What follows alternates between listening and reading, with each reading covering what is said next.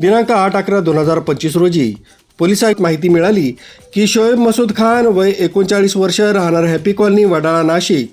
शेख मुस्तफा अफजल वय 19 वर्ष राहणार खोडेनगर नाशिक, मोफिस मुजम्मिल खान वय 19 वर्ष राहणार वडाळा चौक नाशिक हे नाशिक इन हॉटेलमध्ये रूम नंबर 305 मध्ये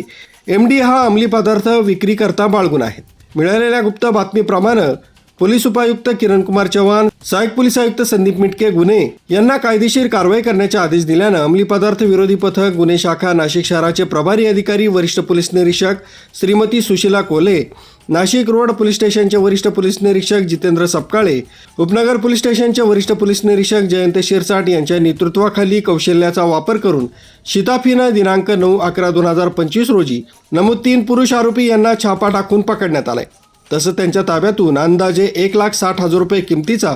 32 ग्रॅम वजनाचा MD मॅफेड्रॉन हा अंमली पदार्थ तसंच इतर 2,23,380 रुपये किमतीचा मुद्देमाल जप्त करण्यात आला. आरोपी शोएब मुराद खान याच्याकडे विचारपूस केली असता त्यानं सांगितलं की सदर नाशिक इन हॉटेलचा मालक कपिल देशमुख यानं त्यास हॉटेलमध्ये